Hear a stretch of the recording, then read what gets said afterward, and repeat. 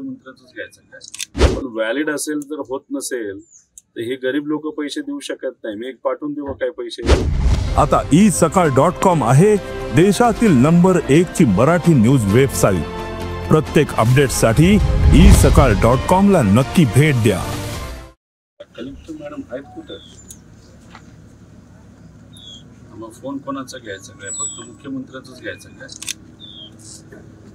आज सकाळपासून फोन करतोय तर आमचे फोन घेत नसतील आणि उद्या समजा कोणातील सामान्य व्यक्तीला जर काही अडचण आली त्यांचा फोन कोण घेणार?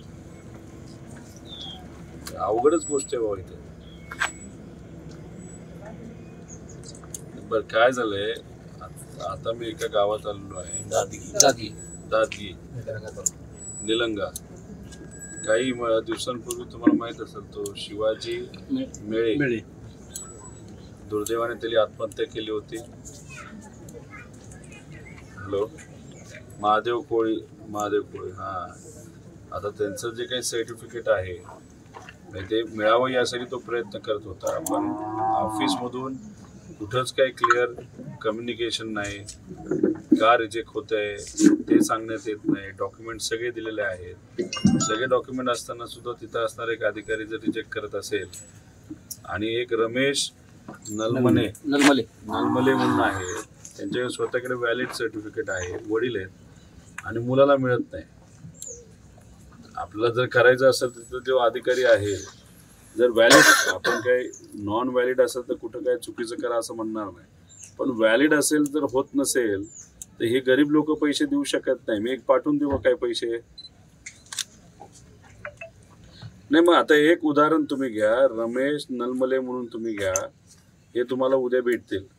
त्यांचं सगळं व्हॅलिड डॉक्युमेंटेशन आहे. यांच्या मुलाचं का नाही होणार? आपण वडिलाची बाजू बघतो ना.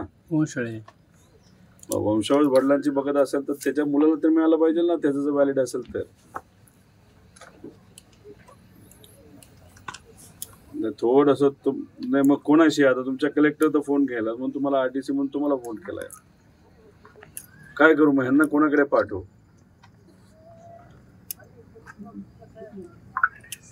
आणि जर तिथं जाऊन ह्यांना जर तुम्ही वेटिंगवर ठेवलं तर काय होणार? महाराष्ट्रातील सर्व बातम्यांचे विश्वासार्ह व्यासपीठ सकाळच्या सर्व सोशल मीडिया प्लॅटफॉर्मला लाईक, फॉलो आणि सबस्क्राईब करा. तसंच सर्व नोटिफिकेशनसाठी बेल आयकॉन प्रेस करायला विसरू नका.